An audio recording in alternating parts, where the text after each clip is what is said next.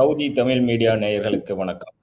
இது உங்கள் இன்றைய சிறப்பு விருந்தினர் திராவிட இயக்க சிந்தனையாளர் தோழர் வல்லம் பசீர் அவர். வணக்கம். வணக்கம். கள்ளக்குறிச்சியில் கள்ளச்சாராயம் 38 பேர் பலி. அரசு அதிகாரிகளே எல்லாம் டிஸ்மிஸ் பண்ணியிருக்கிறாங்க. இது அரசின் கவனக்குறைவு என்று எடுத்துக்கொள்ளலாமா? முதலில் கள்ளச்சாராயம் என்பதை விட விஷச்சாராயம் என்றுதான் சொல்ல வேண்டும். ஏனென்று சொன்னால் உயிரை குடித்திருப்பது அங்க இருக்கக்கூடிய விஷச்சாராயம் தான். எனவே இது விஷச்சாராயம் என்றுதான் சரியாக சொல்ல வேண்டும். இதில் அரசினுடைய கவனக்குறைவு இருக்கிறதா அல்லது அரசு அதிகாரிகளுடைய கவனக்குறைவு இருக்கிறதா என்று கேட்டால், அரசு அதிகாரிகளுடைய கவனக்குறைவு தான் இதில் பிரதானமாக இருந்திருக்கிறது. அதனால்தான் அவர்கள் இப்போது பணி இடமாற்றமும் சில இடங்களில் பணி இடைநீக்கமும் செய்யப்பட்டிருக்கிறார்கள் என்பதை புரிந்து கொள்ள வேண்டும். அரசு அதிகாரிகள் தவறு செய்திருக்கிறார்கள் அப்படின்னா அரசு தவறு செய்யலையான்னு ஒரு கேள்வி அங்க எழுது. அரசும் இந்த இடத்தில் மெத்தனமாக போயிருக்கிறது என்பதை அரசே ஒப்புக்கொண்டிருக்கிறது. நேற்றைக்கு மாண்புமிகு அமைச்சர் ஏவா வேலு அவர்கள், நாங்கள் எதை சொல்லியும் இதை நியாயப்படுத்த விரும்பவில்லை, இப்படி ஒரு தவறு நடந்திருக்க கூடாது, நடந்திருக்கிறது என்பதை முழு மனதோடு ஏற்றுக் கொண்டிருக்கிறார். ஆனால் இந்த உயிர் பலி என்பது சாதாரணமானது அல்ல. நிவாரணங்கள் அறிவிக்கப்பட்டிருக்கிற சில இடங்களில் கூட நிவாரணம் அறிவிக்கப்பட்டு விட்டால் அது சரியாக இருக்குமா என்று கேட்கிறார்கள். நிவாரணம் என்பது நீதிமன்றம் நாளைக்கு நிவாரணம் வழங்க வேண்டும் என்கிற உத்தரவை நிச்சயம் பிறப்பிக்கும் அரசு தரவில்லை என்று சொன்னார். அதனால் நிவாரணம் இன்றைக்கு வழங்கப்பட்டிருக்கிறதே தவிர அது ஊக்குவிப்பதற்காக தரப்பட்ட ஊக்கத்தொகை அல்ல. அந்த இழப்பை அந்த குடும்பம் ஏற்றுக்கொள்ள முடியாது. அதன் மூலமாக அந்த குடும்பம் சந்திக்கக்கூடிய பொருளாதார இடர்பாடுகளை சரி செய்வதற்காக. ஆனா இதுல ரொம்ப முக்கியமா என்ன கவனிக்க வேண்டும்னு சொன்னீங்கன்னா, ஏன் இந்த இடத்துல அதிகாரிகள் மட்டும் குற்றச்சாட்டுக்கு ஆளாகிறார்கள்னு சொன்னா, ஏற்கனவே ஒருவர் இந்த விஷசாராயம் அருந்தி இறந்திருக்கிறார். அப்ப இறந்தவரினுடைய உடலை தகனம் செய்வதற்காக போனவர்கள் தான் எஞ்சி இருந்தவர்கள். அங்கேயும் அவர்களுக்கு சாராயம் கொடுக்கப்பட்டிருக்குது, இதே விஷச்சாராயம் கொடுக்கப்பட்டிருக்கு. அதை அருந்தி விட்டு வந்தவர்கள் தான் உயிரை விட்டிருக்கிறார்கள். இன்றைக்கு முதல் சாவு நடந்ததில்ல. அப்போ அந்த மாவட்டத்தினுடைய ஆட்சியர் இந்த பத்திரிகையாளர் சந்திப்புல என்ன சொல்றாரு அப்படின்னா, நேரடியாகவே அவர் இந்த சம்பவம் என்பது இந்த விஷச்சாராயம் அருந்திதான் நடந்தது என்று சொல்லவில்லை. அவருக்கு வயிறு வலி ஏற்பட்டது, அவருக்கு வயிற்றுப்போக்கு இருந்தது, மருத்துவமனையில் அனுமதிக்கப்பட்டார், அதற்காக ஆய்வுகள் மேற்கொள்ளப்பட்டது, இப்படி சுற்றி வளைத்து அந்த செய்திகளை சொல்லிக் கொண்டே இருந்தார். அவர் விஷச்சாராயம் அருந்திதான் இறந்திருந்தார் என்று அன்றைக்கே அவர் சொல்லி இருந்தால் இத்தனை உயிர்கள் போயிருக்காது. இத்தனை பேர் அந்த சாராயத்தை குடித்திருக்க போவதில்லை. அவர் சாராயம் குடித்துத்தான் இறந்தார் என்று தெரிந்தும் மாவட்ட ஆட்சியர் எதற்காக அந்த உண்மையை மறைத்தார் என்கிற கேள்வி இருக்கிறது. அதனால்தான் அவர் பணி இடைநீக்கம் செய்யப்பட்டிருக்கிறார். அது மட்டும் இல்லாம இதுல குறுக்கீடுக்கு மன்னிக்கும். இப்ப இதுல நீங்க சொன்னதுல இருந்து 2 பாயிண்ட் நம்ம கேட்கிறோம். அதாவது மாவட்ட ஆட்சியர் முதலாவதாக ஒரு நபர் இறந்திருக்கிறார், அதை தொடர்ந்து அவருடைய கவனக்குறைவு. அப்போ கவனக்குறைவாக இருந்ததா இல்ல அரசின் இல்ல அரசியல்வாதிகளின் அழுத்தம் இருந்ததா அவருக்கு? எதனால் அவர் உண்மையை மறைத்தார்? இல்ல, இப்போ மாவட்ட ஆட்சியரை பொறுத்த வரைக்கும் அவர் அரசினுடைய விருப்பு வெறுப்புகளுக்கு அப்பாற்பட்டவராகத்தான் இயங்க வேண்டும். அப்படித்தான் பல இடங்களில் மாவட்ட ஆட்சியர் இருக்கிறார். ஒருவேளை அரசு நெருக்கடி கொடுத்ததாக நீங்கள் கேட்ட கேள்வியில் உண்மை இருப்பதாக வைத்துக் கொள்வோமே. இப்ப அரசு பணி இடைநீக்கம் செய்திருச்சு. அரசு இந்த குற்றத்தை நேரடியாக முன்னின்று நடத்தியவர்களை இரும்பு கரம் கொண்டு ஒடுக்க வேண்டும்னு சொல்லுது. அப்ப இதுல எது உண்மை எது பொய்ங்கிற கேள்வி இருக்குல்ல. அரசு சார் எப்பவுமே மக்களுக்கான அரசாகத்தான் எந்த அரசாக இருந்தாலும் இருக்கும். காரணம் என்ன அப்படின்னு கேட்டீங்கன்னா, மக்களால் தேர்ந்தெடுக்கப்பட்டவர் அரசை நடத்துகிறவர்கள். ஆனா பியூரோகிரசி அப்படி இல்லை. அது படித்து விட்டு வருகிற அப்பாயின்மெண்ட் ஸ்ட்ரக்சர், அப்பாயிண்டி பாடி. எனவே அவர்களுக்கு எப்போதும் மக்களிடமிருந்து ஒரு சின்ன இடைவெளி இருந்து கொண்டே இருக்கும். ஆனால் அரசுகளுக்கு அப்படி அல்ல. அது எந்த அரசாக இருந்தாலும் சரி, பாரதிய ஜனதா அரசாக இருந்தாலும் சரி, காங்கிரஸ் அரசாக இருந்தாலும், திமுக, அண்ணா திமுக, எந்த அரசாக இருந்தாலும் மக்களோடு நேரடியாக தொடர்பில் இருக்கக்கூடியவர்கள், மக்களோடு நேரடியாக உறவை வைத்திருக்கக்கூடியவர்கள். அவர்களுக்கு அப்படி ஒரு நெருக்கடி என்றைக்கும் வந்ததே கிடையாது. இன்னொன்று, உயிர் பலிகள் நடக்கிற சம்பவங்களில் எந்த அரசுமே நடந்து கொள்ளாது சார். அப்படி ஏற்கனவே உங்களுக்கு கடந்த முறை தூத்துக்குடி துப்பாக்கி சூட்டு சம்பவத்தில் எடப்பாடி பழனிசாமி குற்றம் சாட்டப்பட்டார். எடப்பாடி பழனிசாமி எனக்கே தெரியாமல் தாசில்தார் உத்தரவு கொடுத்துட்டாருன்னு சொன்னாரு. அதுல உண்மை இல்லை. ஆனா தாசில்தார் உத்தரவு கொடுத்தது உண்மை. என்ன உத்தரவு கொடுத்திருக்கணும் அப்படின்னு கேட்டீங்கன்னா, வானத்தை நோக்கி சுட்டு கூட்டத்தை கலைப்பதற்கு தான் உத்தரவு கொடுத்திருக்கணும். ஆனா ஒரு கார்பரேட் கரம் இதற்கு பின்னால் இருந்த ஒரே காரணத்தால் அங்கே தமிழர்கள் சுட்டுக் கொல்லப்பட்டார்கள். அது இப்போது வரை ஒரு ஆறாத ரணமாகவும் ஒரு தீராத கரையாகவும் அதிமுகவுக்கும் எடப்பாடி பழனிசாமிக்கும் இருக்கு. இப்ப இதுல என்ன ரொம்ப நீங்க கவனிக்க வேண்டி இருக்குதுன்னு சொன்னா, அப்படி ஒரு கார்ப்பரேட் நிறுவனங்கள் எல்லாம் இதற்கு பின்னால் இருந்து இயங்கல. எதுக்கு? இந்த கள்ளச்சாராயம் என்ற பெயரால் விஷச்சாராயம் காய்ச்சறாங்கல்ல, இதுக்கு பின்னாடி கார்ப்பரேட் நிறுவனங்கள் இருக்கா? இல்ல. தனி மனிதர்களாக தமிழ்நாட்டிலேயே பிறந்து தமிழ்நாட்டிலேயே வளர்ந்து தமிழராகவே வாழக்கூடிய சிலர் தான் இருக்கிறார்கள். இதுல சாதி பேதம், மத பேதம், இனப்பேதம்லாம் ஒண்ணும் இல்லை. தமிழ்நாட்டில் நம்மோடு இருக்கக்கூடியவர்களே இந்த வேலைகளை செய்திருக்கிறார்கள். பெரிய கார்ப்பரேட் நிறுவனம் என்றெல்லாம் நீங்க சொல்லிவிட முடியாது. ஆனாலும் எந்த நெருக்கடியுமே அரசு இந்த இடத்தில் கொடுக்க வேண்டிய அவசியம் இல்லை. அங்க என்ன சாராயம் காய்ச்சினவங்க திமுகவினரா? அல்ல சாராயம் காய்ச்சினவங்க அதிமுகவா? இல்ல. அவர்களெல்லாம் தனி மனிதர்கள், எந்த அமைப்புக்குள்ளும் அடங்காதவர்கள். தொழில் ரீதியாக இதை நகர்த்தி இருக்கிறார்கள், வணிக ரீதியாக இதை நகர்த்தி இருக்கிறார்கள். அவர்களை இப்போது இரும்பு கரம் கொண்டு ஒடுக்க வேண்டும்னு யார் சொல்றா? முதலமைச்சர் சொல்லி இருக்கிறார். சார், அரசு இந்த விஷயத்தில் மெத்தனமாக நடந்து கொண்டது என்பது உண்மை. அதுல ஒண்ணு மாற்று கருத்து இல்லை. அரசை காப்பாற்ற வேண்டிய நோக்கமோ அல்லது இந்த நேரத்திலும் அரசு செய்தது சரி என்று சொல்லக்கூடிய நிலைப்பாடோ யாருக்குமாவது இருக்குமான்னு கேட்டா இல்ல. அரசுக்கு ஒரு மிகப்பெரிய அவப்பெயரை தேடி தந்திருக்கு. ஆனா அரசு எப்படி ரியாக்ட் பண்ணுது, அதுதான் ரொம்ப முக்கியம். அரசு மின்னல் வேகத்தில் இயங்கி இருக்கு. இப்போ பிரேமலதா விஜயகாந்த் அவர்கள் குறிப்பிட்டது போல் மதுவிலக்கு என்பது அவர்களுடைய திமுகவுடைய தேர்தல் அறிக்கையில் குறிப்பிட்டிருந்தது. அதுபோக போன வருடம் 2023ஆம் ஆண்டு இதே விஷச்சாராயம் குடித்து 16 பேர் மரக்காணத்தில் இறந்துள்ளனர். மரக்காணம், விழுப்புரம், கள்ளக்குறிச்சி என்பது ஒரே சர்க்கிள்ல உள்ள ஏரியாக்கள். இருந்தும் அந்த ஏரியாவில் இன்னுமே கவனக்குறைவோட அரசு இயந்திரம் செயல்படுவதற்கான காரணம் என்ன?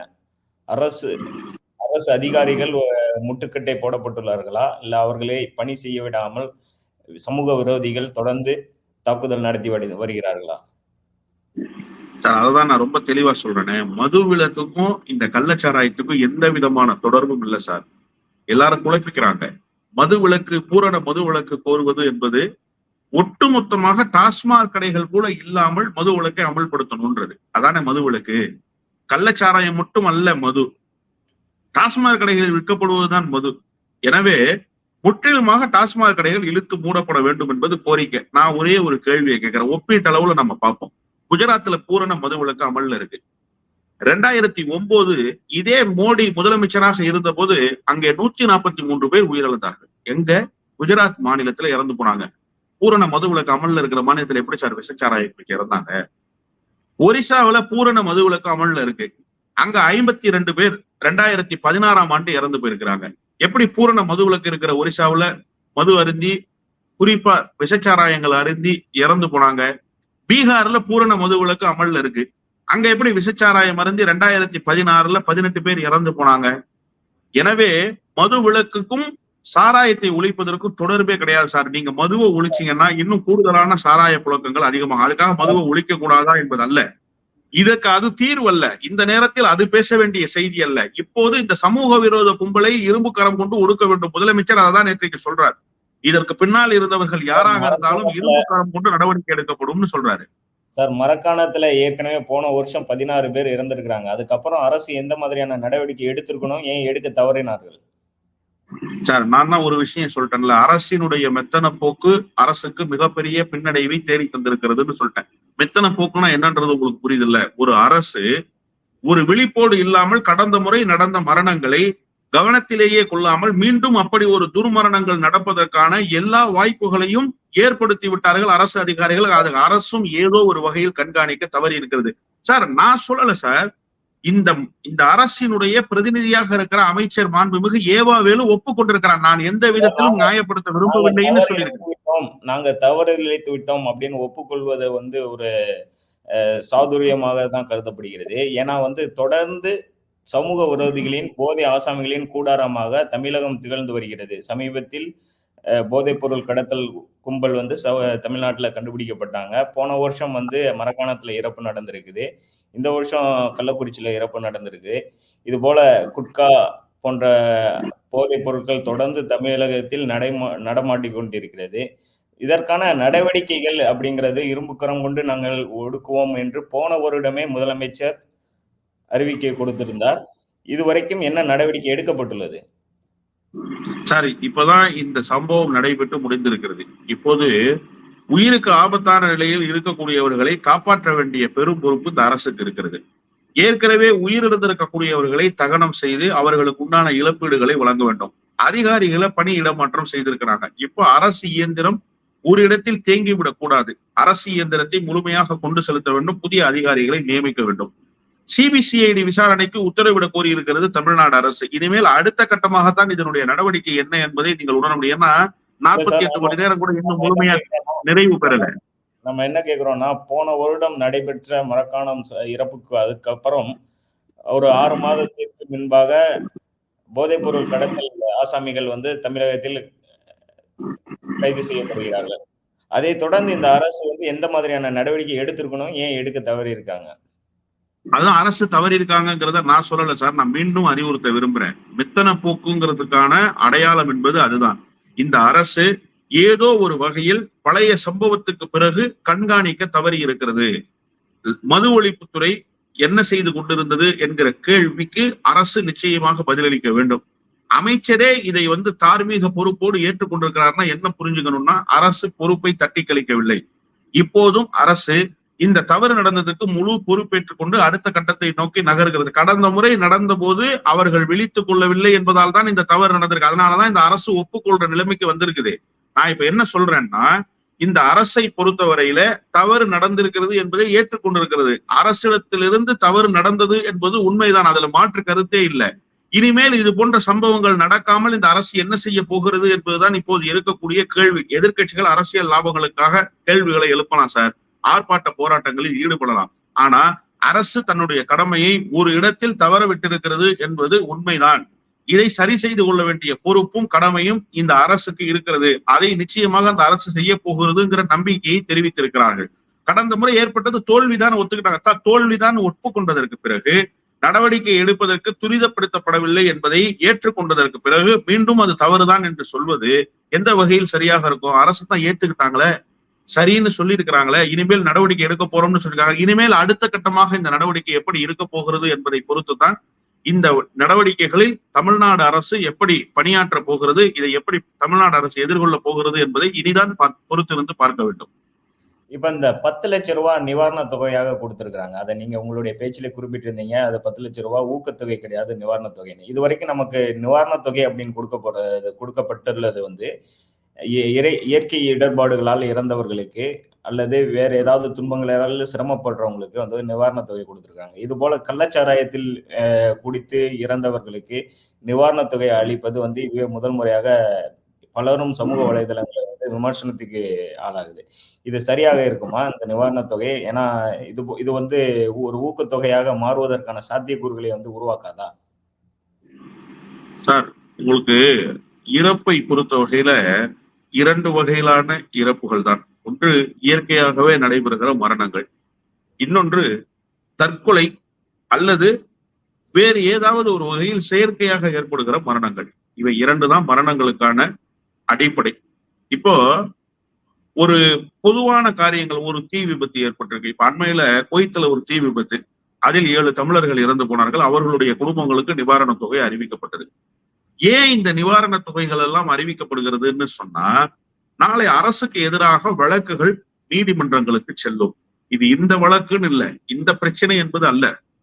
வேறு ஏதாவது ஒரு இடத்துல தீ விபத்து ஏற்பட்டிருக்கலாம், கட்டிட இடர்பாடுகள்ல சிக்கி இருக்கலாம், ஏதாவது ஒரு நிறுவனத்திடமிருந்து ஆக்சிஜன் வாயுகள் அல்லது வேறு ஏதாவது எரிவாயு அது வெளியேறி இருக்கலாம், அதை சுவாசித்திருக்கலாம், அதன் மூலமாக விபத்துகள் ஏற்பட்டிருக்கலாம். இப்படி பல விபத்துகள் நடக்கும். நடக்கிற போது இயல்பாகவே ஒரு மரணம் நிகழ்கிறது என்று சொன்னால் அதற்கு நீதி கேட்டு அவர்களை சார்ந்தவர்கள் நீதிமன்றத்தினுடைய படிக்கட்டுகளை ஏறுவார்கள். அப்ப நீதிமன்றம் என்ன உத்தரவிடும்னு சொன்னா, இழப்பீடுகள் வழங்க வேண்டும் என்கிற உத்தரவை பிறப்பிக்கும். அந்த இழப்பீடுகள் இவ்வளவாக இருக்க வேண்டும் என்கிற உத்தரவுகளையும் சில நேரத்தில் நீதிபதிகள் உத்தரவிட்டிருக்காங்க. 25 லட்சம் ரூபாய் அவங்களுக்கு வந்து இழப்பீடு கொடுக்கணுங்கிற உத்தரவுகளும் வந்திருக்கு. அதற்கு முன்பாக நீதிமன்றம் இதைத்தான் சொல்ல போகிறது. அதை அரசே சரி செய்து விடலாம், அரசே கொடுத்து விடலாம் என்கிற நிலையில் இருந்தா.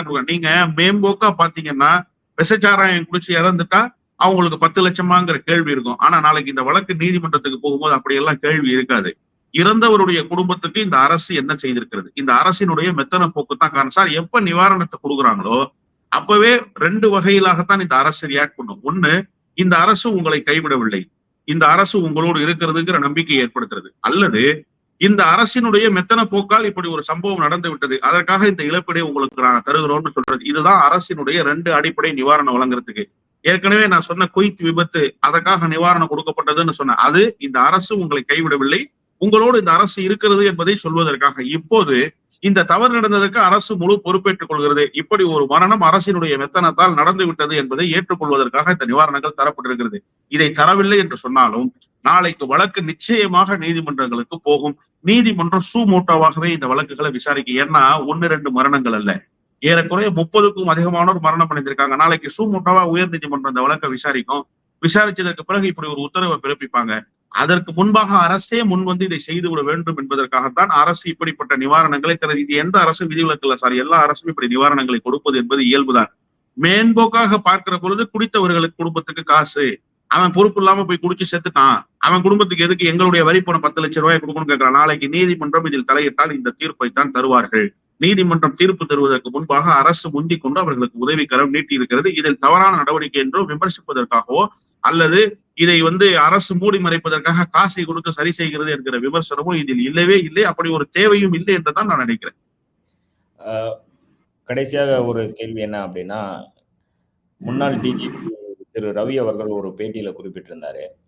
அதாவது அந்தந்த பகுதியுடைய வில்லேஜ் அட்மினிஸ்ட்ரேட்டிவ் ஆபீசர் மற்றும் அதனுடைய கிராமத்துடைய பிரசிடென்ட் இல்லைன்னா நகரத்தினுடைய பொறுப்பாளர்கள் இவர்களுடைய கவனத்தில் இல்லாமல் இது போல கள்ளச்சாராயம் விற்பனைக்கு வராது.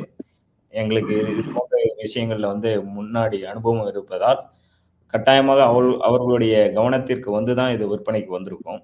மேலும் சாராயம் காய்ச்சுவதற்கு பயன்படுத்தப்படக்கூடிய வேதிப்பொருள் எத்தனால், எத்தில் ஆல்கஹால் அப்படின்னு சொல்லுவாங்க. இது 2 தான் யூஸ் பண்ணுவாங்க. ஆனா அந்த கள்ளச்சாராயம் நீங்கள் குறிப்பிட்டது போல விஷச்சாராயம், இதுக்கு பயன்படுத்தியிருக்கிற பொருள் வேதிப்பொருள் மெத்தனால். அது ஈஸியா எல்லாருடைய கையிலையும் புழங்கக்கூடிய ஒரு பொருள் கிடையாது. லேபரட்டரிஸ், கெமிக்கல் இண்டஸ்ட்ரீஸ் அந்த மாதிரி பல்வேறு ஒப்புதல்களோடு கிடைக்கக்கூடிய ஒரு பொருள். அதுபோல ரொம்ப ரெஸ்ட்ரிக்டட் பொருள் எப்படி இந்த சமூக விரோத கூட்டத்துக்கு கிடைச்சது? அது ஈஸியா கிடைக்கக்கூடிய ஒரு வாய்ப்புகள் கிடையாது. இது எந்த மாநிலத்திலிருந்து கிடைச்சதுன்னு விசாரணை நடத்தணும் அப்படின்னு சொல்லியிருக்காங்க. மேலும் இதற்கு அரசு அதிகாரிகள் எல்லாருடைய கவனத்திலும் இருந்துதான் இது போல சமூக விரோத செயல்கள் நடைபெற்றிருக்கிறது என்பதை என்னால் யூகிக்க முடியுது அப்படின்னு சொல்லியிருக்கிறாரு. அது குறித்து உங்களுடைய கருத்து என்ன? சார், அதாவது எத்தனாலை பொறுத்தவரை தமிழ்நாடு அரசினுடைய ஒப்புதலோடு விற்கப்பட்டிருக்கிறதா என்று கேட்டால், தமிழ்நாடு அரசுக்கு தெரிந்துதான் விற்கிறார்களா அப்படிங்கிற ஒரு கேள்வி இருக்கு. வெளி மாநிலங்களிலிருந்து பல்வேறு சப்ளையர்ஸ் இருக்காங்க சார். இல்ல நான் முழுமையா சொல்லிடுறேன், அந்த செய்தியை நான் சொல்லிடுறேன். ரொம்ப கவனமா நான் உள்வாங்கிக்கிட்டேன் நீங்க கேட்டதை. வெளி மாநிலங்களிலிருந்து எத்தனால்கள் பெரிய அளவில் இங்க இறக்குமதி செய்யப்படுகிறது பல்வேறு பணிகளுக்காக. சாராயம் காய்ச்சுவது ஒரு வேலைதான், ஆனா எத்தனாலை கொண்டு பல கட்டங்களாக பல்வேறு பணிகள் நடைபெறுகிறது அதற்காக. ஆனா அரசு இந்த இடத்துல ஒரு தவறை இழைச்சிருக்கிறாங்க. முதல்ல என்ன அப்படின்னு கேட்டீங்கன்னா, இப்படி ஒரு வேதிப்பொருள் சாராயம் தயாரிப்பதற்கு பயன்படுகிறது, இது எளிதாக கிடைக்கிறது அல்லவா, இதை தடுத்து நிறுத்தி இருக்க வேண்டும். இதை தடுத்து நிறுத்த வேண்டிய பொறுப்பு யாரிடத்திலே இருந்தது? மேலிருந்து கீழ் நோக்கி வருவதல்ல அதிகாரம், கீழிருந்து மேல் நோக்கி செல்வதுதான் அதிகாரம். முதலில் தடுக்க தவறியது யார்?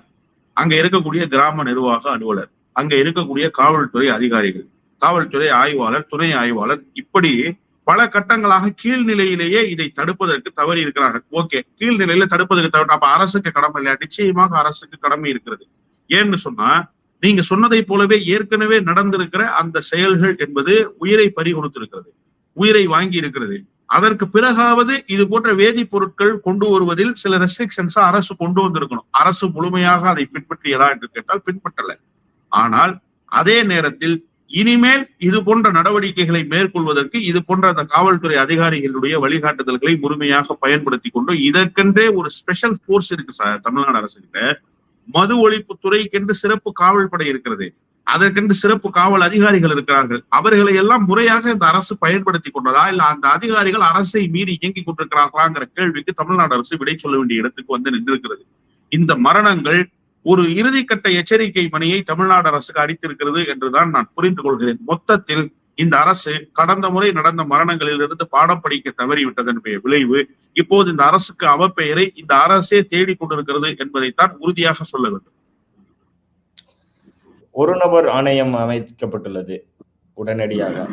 நீதிபதி கோகுல்தாஸ் தலைமையில். அவர்கள் எப்படி செயல்பட வேண்டும்? அவர்களுடைய செயல்பாடு எப்படி இருந்தால் வருங்காலத்தில் தமிழகத்திற்கு சிறப்பானதாக அமையும்? இல்ல இந்த ஆணையங்களை பொறுத்தவரையில ஒரு தவறு, ஒரு குற்றச் செயல்கள் அல்லது இது போன்றது ஒரு பேரிடர்கள் நடந்ததற்கு பிறகு அது குறித்த ஆய்வுகளை மேற்கொண்டு அரசு என்ன செய்ய வேண்டும் என்பதை அறிக்கைகளாக அந்த ஆணையத்தின் மூலமாக அரசு பெறும். அதன் பிறகு அந்த அறிக்கையின் வாயிலாக என்ன சொல்லப்பட்டிருக்கிறதோ, மக்கள் எதை அரசிடம் எதிர்பார்க்கிறார்களோ அதை இந்த அரசு செய்து முடிக்கும்.